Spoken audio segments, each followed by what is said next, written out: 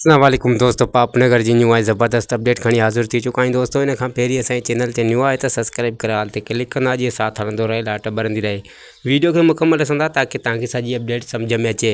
त हलूं था पंहिंजी अपडेट जी तरफ़, तव्हांखे इंतज़ारु कोन कराईंदासीं। जी दोस्तों, तव्हांखे ॾिसंदो वञा त जबल ख़ान जो हमलो जेको बालाज ख़ान जी हवेली ते थियो दोस्तों, त जबल नाकाम वियो।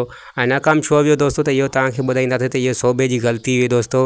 छो त सोबो बालाज ख़ान सां सचो थियणु पियो चाहे ऐं हू जेको आहे त बालाज ख़ान खे सभु कुझु सम्झाए आयो हुयो त मां जेको आहे त जबल सां गॾु ईंदुसि हमले लाइ, पर मां जेको आहे त 2-3 हवाई फेर करे पासे थी वेंदुसि ऐं पोइ तव्हांखे संभालणो आहे। माना त बालाज ख़ान खे हू होशियारु करे ऐं पोइ जबल ख़ान वारनि खे वठी वियो हुयो त नाकाम थी वियो ऐं उते जेको आहे त बादल बि मारिजी वियो दोस्तों। ऐं दोस्तों, मिठल खे पुलिस खां आज़ादु कराईंदे ई जेको आहे त बालाज ख़ान पंहिंजे कब्ज़े करे वियो ऐं मिठल खे इहो चयो थो वञे अञा बि त तोखे जेको आहे त राबेल जो संग असां प्यार इज़त सां घुरूं था त तूं कोन पियो ॾींहुं, हाणे जेको आहे त असांखे ज़ोर ज़बरदस्ती लॻे थो करणी पवंदी। हाणे बालाज ख़ान जेको आहे त इहो चई करे बालाज ख़ान मिठल खे आज़ादु ज़रूरु कंदो दोस्तों।